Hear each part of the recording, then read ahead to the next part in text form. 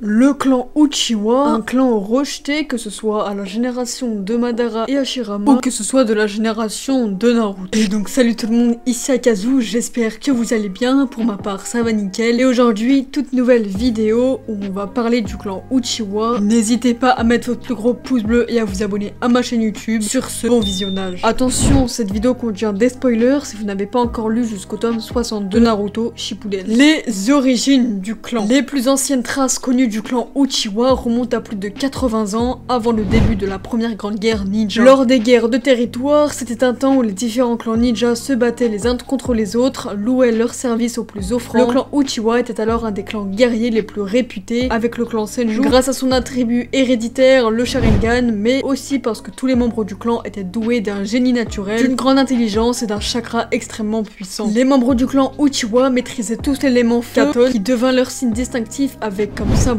un éventail attisant les flammes. Quelque temps avant la fondation de Konoha, deux frères issus du clan Uchiwa, Madara et Izuna, éveillèrent leur Sharingan. Pour protéger leur clan, ils repoussèrent les limites de leur pouvoir et acquirent, au prix de beaucoup d'efforts, le pouvoir du kaléidoscope hypnotique du Sharingan. Ce qui était une première dans l'histoire du clan Uchiwa et qui variait d'un Uchiwa à l'autre. Ce nouveau pouvoir propulsa les deux frères à la tête du clan Uchiwa. Madara en devint rapidement le chef. Izuna étant son second, la réputation de la force du clan Uchiwa ne fit que s'amplifier. Cependant, le prix à payer pour une utilisation intensive des pouvoirs du kaléidoscope hypnotique du Sharingan était très cher. Leurs utilisateurs perdaient peu à peu la vue jusqu'à devenir aveugles. Madara n'échappait pas à cette conséquence et pour retrouver la vue, il se greffa les yeux de son frère pour résoudre son problème. En effet, la greffe des yeux d'un possesseur du kaléidoscope hypnotique du Sharingan ne pouvait se faire que sur un membre de la famille de ce dernier, pour permettre au nouvel acquéreur de retrouver la vue et en plus d'acquérir le kaléidoscope hypnotique éternel. Obtenir le kaléidoscope hypnotique du Sharingan n'était déjà pas simple, mais vouloir conserver ce pouvoir se révélait tout aussi difficile. Le massacre du clan Uchiwa. Pour comprendre ce qui a abouti au massacre du clan Uchiwa par Itachi, il faut d'abord remonter aux origines de Konoha. La guerre perpétuelle entre les clans ninja durait depuis de nombreuses années jusqu'à ce que Hashirama Senju propose une trêve à Madara. Cette proposition mena à la création du village de Konoha sur les terres du pays du feu. Lorsqu'Hashirama Senju fut élu Hokage, Madara contesta cette décision, refusant d'être soumis au clan anciennement ennemi. Craignant la rupture du traité, les autres membres du clan Uchiwa lui tournèrent le dos et Madara quitta le village. Il revint plus tard accompagné de Kyuubi, le démon à 9 queues, pour se venger de Konoha, mais il fut vaincu par Hashirama Senju lors du légendaire combat de la vallée de la faim, là où seront érigées les statues des deux fondateurs de Konoha. Par la suite, pour éviter d'éventuels autres soulèvements, Tobirama Senju, le deuxième Hokage